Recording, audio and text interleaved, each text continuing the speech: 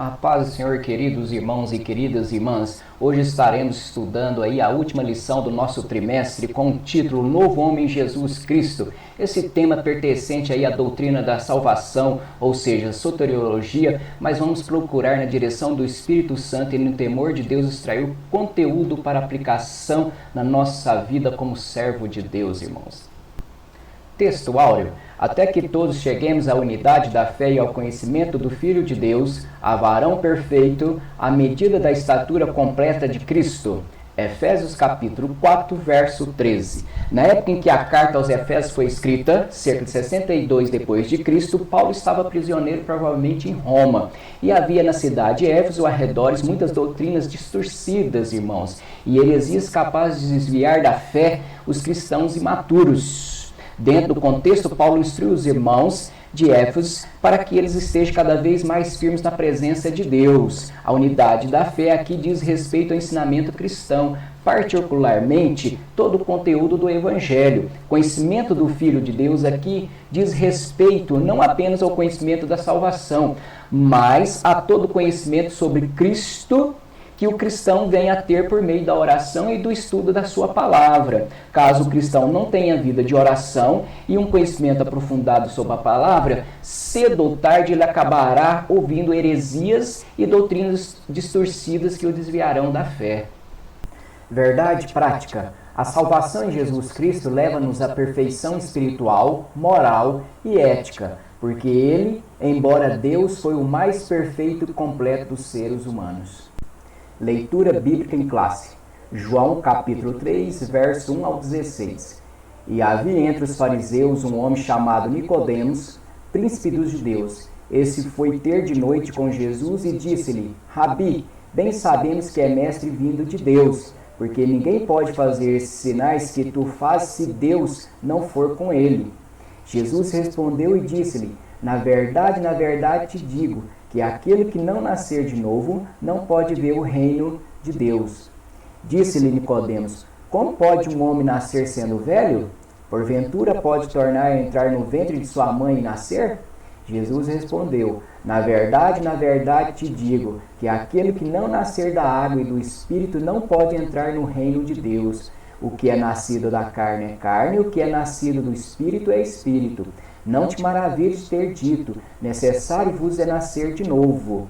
O vento assopra onde quer e ouves a sua voz, mas não sabes de onde vem, nem para onde vai. Assim é todo aquele que é nascido do Espírito. Nicodemos respondeu e disse-lhe: como pode ser isso? Jesus respondeu e disse-lhe: tu és mestre de Israel e não sabes isso? Na verdade te digo, que nós dizemos o que sabemos e testificamos o que vimos, e não aceiteis o nosso testemunho. Se vós falei de coisas terrestres e não cresces, como crereis se vós falar das celestiais? Ora, ninguém subiu ao céu senão que desceu do céu, o Filho do homem que está no céu. É como Moisés levantou a serpente no deserto, assim importa que o Filho do homem seja levantado, para que todo aquele que nele crê não pereça, mas tenha a vida eterna. Porque Deus amou o mundo de tal maneira que deu seu Filho unigênito, para que todo aquele que nele crê não pereça, mas tenha a vida eterna. Amém. Objetivo da lição: mostrar que a salvação em Cristo implica na geração de um novo homem. Objetivos específicos. Primeiro, apresentar o nascimento do novo homem. Segundo, explanar a justificação do novo homem. Terceiro, enfatizar a santificação do novo homem. Introdução. Do ponto de vista espiritual e a nossa identificação com Cristo, que nos torna perfeitos e não os nossos esforços pessoais, irmãos. O milagre do novo nascimento nos possibilita vencer o domínio da velha natureza e nos proporciona um novo relacionamento com Deus. Os méritos de Cristo são conferidos a todos aqueles que crêem. Somos justificados gratuitamente pela fé no seu sangue, e nessa última lição do trimestre estudaremos sobre o nascimento, a justificação, a santificação e a glorificação do novo homem em Cristo. Que o Espírito Santo nos abra o entendimento, irmãos. Primeiro tópico: o nascimento do novo homem. Subtópico 1. O nascido não do sangue nem da carne. O novo homem em Cristo não pode ser gerado por métodos naturais de procriação. pode ser gerada apenas pelo crer e obedecer à palavra de Deus. Em uma conversa com Nicodemos, que era muito bem conceituado mestre ou professor da lei, Jesus ensinou que o novo homem não é gerado nem da carne, nem do sangue, mas de Deus, da água e do Espírito. É interessante notar que, o mesmo sendo mestre em Israel, Nicodemos não compreendia os ensinamentos de Cristo.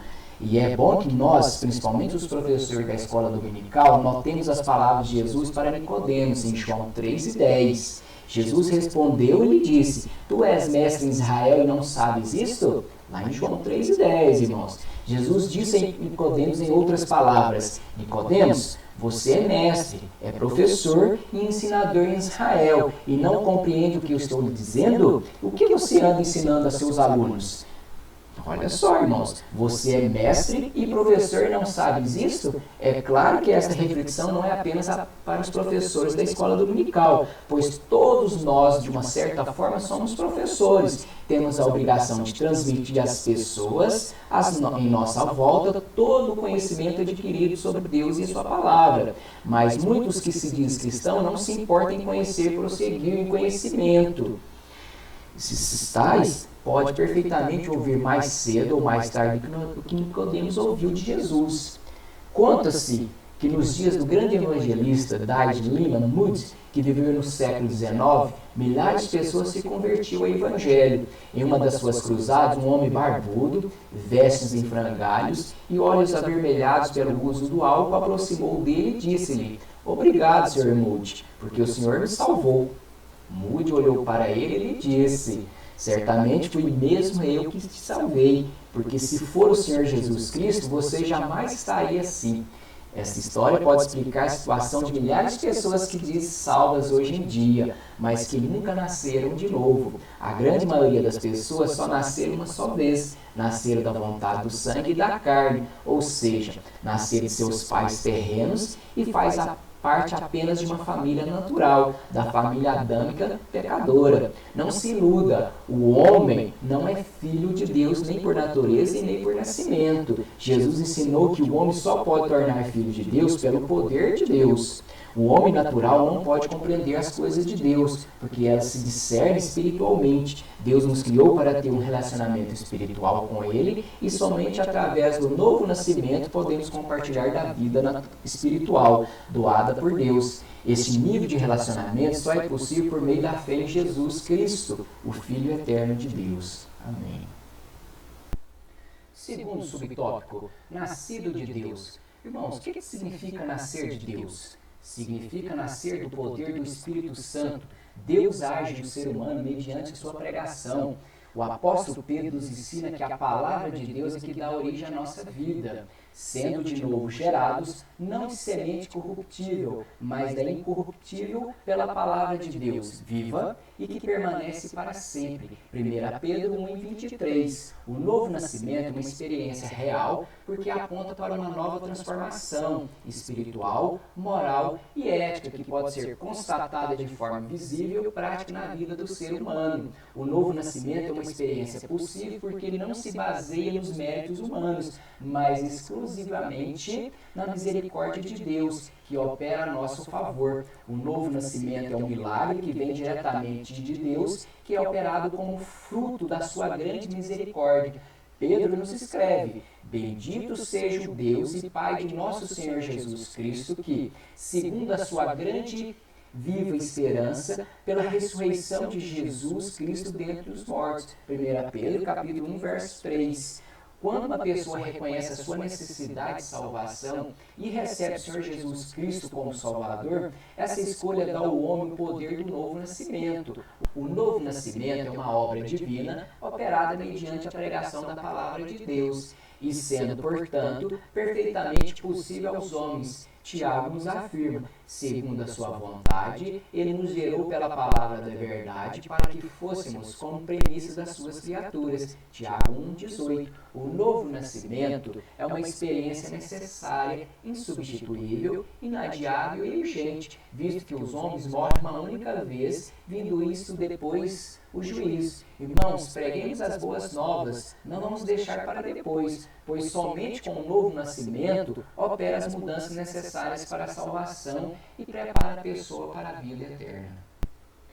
Subtópico 3. Nascido da água. A água por si só não tem o poder de transformar o ser humano. No máximo que ela pode fazer é limpar seu exterior. Entretanto, no sentido figurado, a água ilustra a ação purificadora do Espírito Santo no homem interior, refinando seu caráter e, nesse sentido, o batismo em águas prefigura nosso relacionamento e a nossa identificação com Cristo em sua morte e ressurreição. A palavra batismo em nossas Bíblias vem do grego koiné, um dialeto que se diferenciava do grego clássico, e tem o significado de emergir ou submergir, cobrir-se de água, afundar, desaparecer dentro da água por alguns instantes. O batismo só tem efeito salvador quando é recebido com fé. Quem crer e for batizado será salvo, mas quem não crer será condenado. Marcos 16:16. O batismo simboliza a morte e a ressurreição de Cristo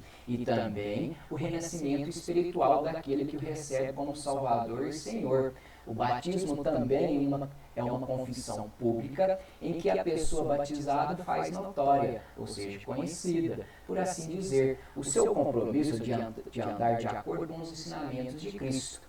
Podemos dizer seguramente que o Espírito Santo e a Palavra de Deus agem de forma simultânea na sua obra de regeneração e transformando o velho homem em uma nova criatura. As Escrituras nos ensinam, não pelas obras de justiça que houvéssemos feito, mas segundo a sua misericórdia, nos salvou pela lavagem da regeneração e da renovação do Espírito Santo, que abundantemente Ele derramou sobre nós por Jesus Cristo, nosso Salvador. Tito, capítulo 3, versos 5 e 6. Vós já estáis limpos pela palavra que vos tenho falado. João 15, 3. Quarto subtópico. Nascido do Espírito Santo. A regeneração, ou nascer de novo, só é possível através da atuação do Espírito Santo na vida do pecador arrependido. Em João capítulo 16, versos 7 e 8, Jesus disse a seus discípulos: Todavia digo-vos a verdade, que vos convém que eu vá, porque se eu não for, o Consolador, o Espírito Santo, não virá a vós, mas se eu for, enviar-vos-ei.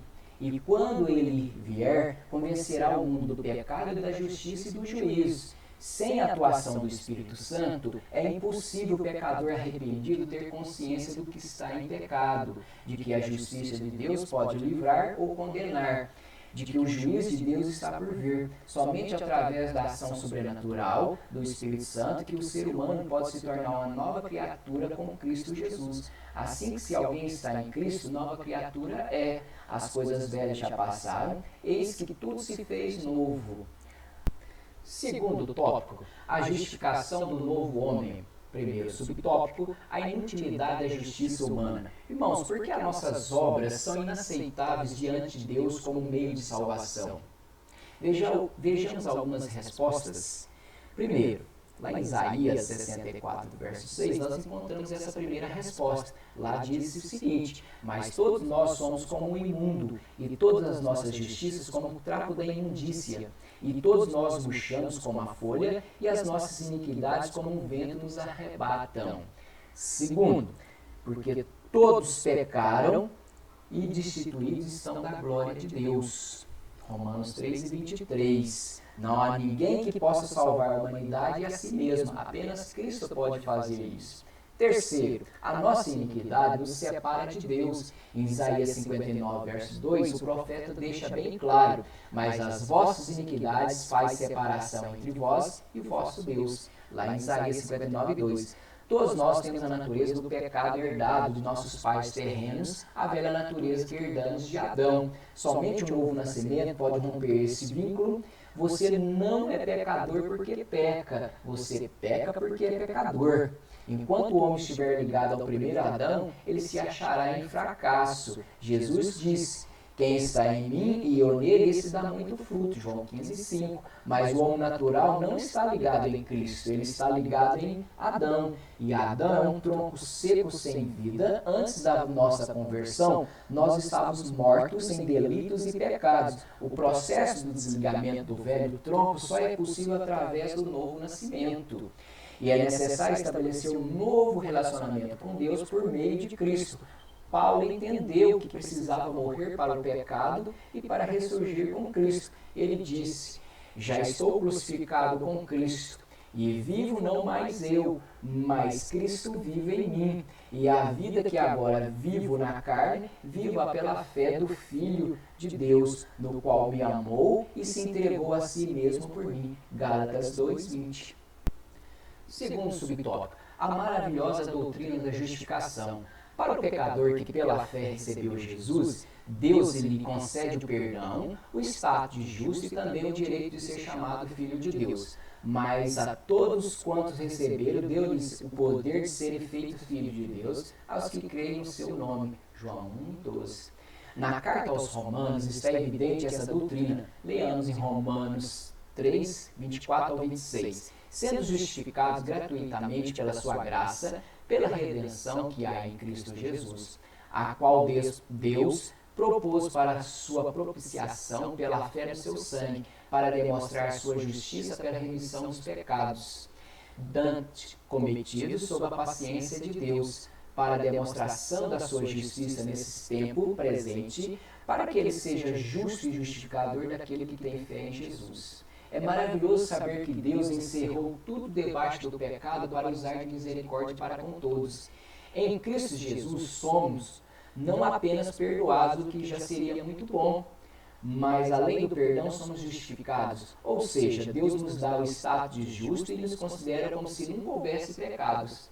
O profeta Miqueias pode ter vivenciado antecipadamente o efeito da obra de Cristo naqueles dias. Ele disse o seguinte: quem é comparável a ti, ó Deus, que perdoas o pecado e esqueces a transgressão dos remanescentes da sua herança?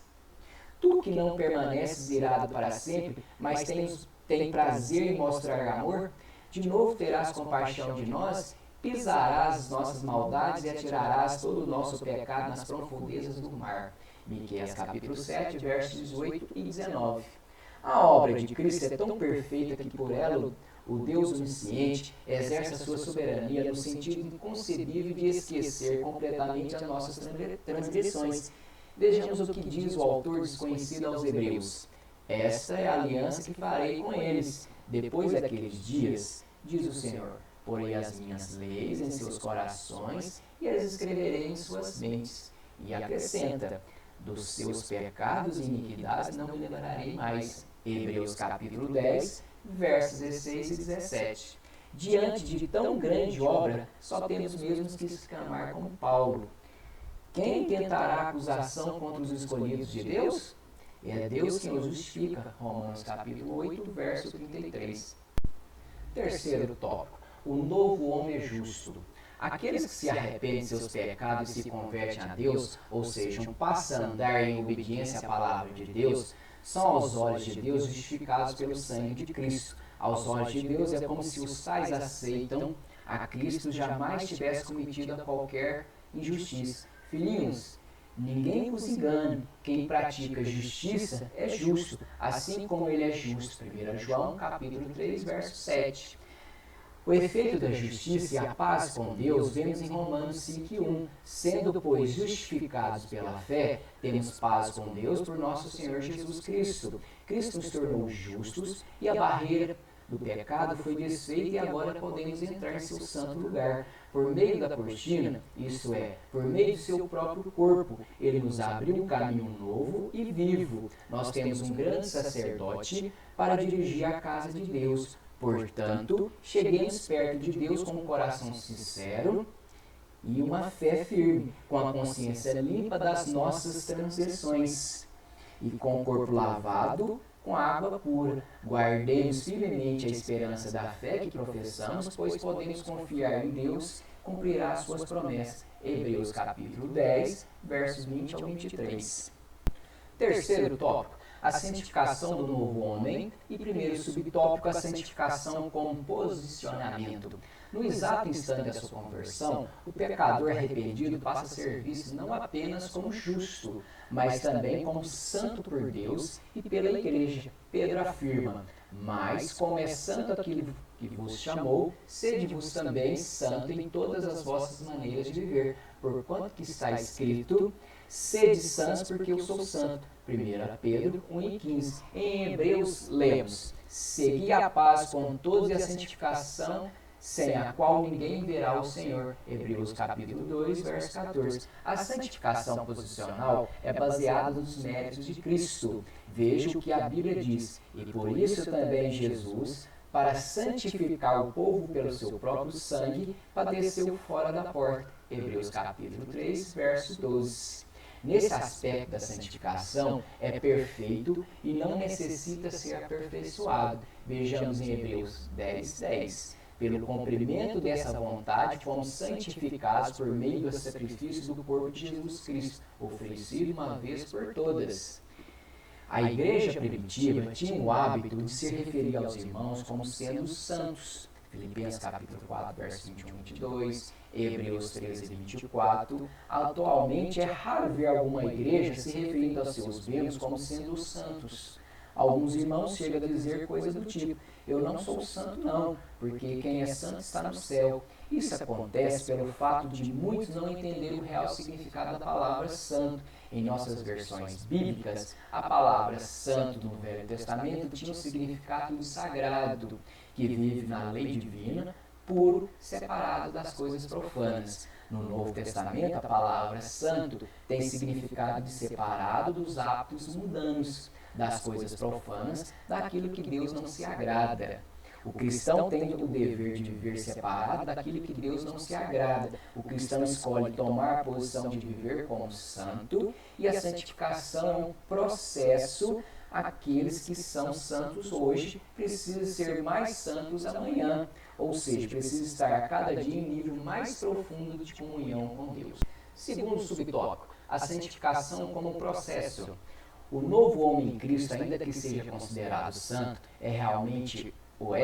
terá de se submeter a um longo e disciplinado processo de santificação. A santificação é um processo, e é preciso ter em mente que esse processo de santificação pelo qual todo cristão verdadeiro passa, durará a vida toda. Se fiel até a morte, dar-te-ei a coroa da vida. Apocalipse 2:10. Isso que nos aguarda, irmãos. Então, façamos a santificação um dia a dia, cada dia um degrau a degrau. Nós vamos galgando a rumo aos céus, que é o nosso grande alvo, que é Jesus Cristo. Aquele, pois, que cuida de estar em pé, olhe para que não caia. 1 Coríntios 10:12. Terceiro e último subtópico. A santificação é a vontade de Deus no novo homem. Devemos ver a santificação como a vontade suprema de Deus para a nossa vida. Em 1 Tessalonicenses capítulo 4, verso 3, vemos o seguinte, porque esta é a vontade de Deus, a vossa santificação. Paulo assegura que Deus quer a nossa santificação e a sua vontade que vivamos separados do mundo. Por isso ele nos enviou o Espírito Santo. Podemos observar em sua carta aos Tessalonicenses que diz o seguinte, porque não nos chamou Deus para a imundícia, mas para a santificação. Portanto, quem despreza isso não despreza ao homem, mas sim a Deus que nos deu também o seu Espírito Santo. Deus também nos providenciou a virtude de sua graça, porque o pecado não terá domínio sobre vós, pois não estáis debaixo da lei, mas debaixo da graça. Romanos capítulo 6, verso 14. E por fim, para vencermos a batalha contra o pecado, o Senhor Jesus Cristo deu-nos o seu precioso sangue, mas se andarmos na luz como Ele na luz está, temos comunhão uns com os outros, e o sangue de Cristo, seu Filho, nos purifica de todo o pecado. 1 João capítulo 1, verso 7. O novo homem Jesus Cristo está totalmente protegido pelo sangue e completamente revestido pelo Espírito de Deus. Você encontra seguro nas mãos do Todo-Poderoso, e nós podemos bradar com todas as forças. Mas em todas essas coisas somos mais do que vencedores, por aquele que nos amou, porque estou certo de que nem a morte, nem a vida, nem os anjos, nem os principados, nem as potestades, nem o presente, nem o porvir, nem a altura, nem a profundidade, nem alguma outra criatura nos poderá separar do amor de Deus, que está em Cristo Jesus o Senhor. Romanos capítulo 8, versos 37 e 39. Louvado seja Deus, irmãos. Irmãos, para abordar melhor a ideia de santificação e justificação, eu coloquei aqui um quadro onde se encontra a santificação precisa ser distinguida da justificação, ou seja, há uma pequena diferenciação em ambas. Justificação de uma vez por todas, a santificação é contínua, todo dia um pouquinho, obra inteiramente de Deus na justificação. Na santificação, nós cooperamos. Na justificação, ela é perfeita nessa vida. A santificação não é perfeita nessa vida. Tá? Será perfeita com um novo corpo glorioso que nós vamos receber quando formos arrebatados. A justificação, a mesma em todos os cristãos, é a mesma para todos, sem distinção. Agora, a santificação, maior em alguns do que em outros. Existe sim um nível de santificação, uns maior que os outros. Concluindo então a nossa lição, quem recebeu Jesus como seu Salvador e Senhor, tomou a melhor decisão, pois os seus pecados foram apagados por Cristo. A nova vida em Jesus é um presente de Deus. Sim, nós, os remidos do Cordeiro, seremos glorificados. Apenas aqueles que se tornaram filhos de Deus por Cristo Jesus herdarão a vida eterna. Segui a paz com todos e a santificação, sem a qual ninguém verá o Senhor. Amém, Senhor.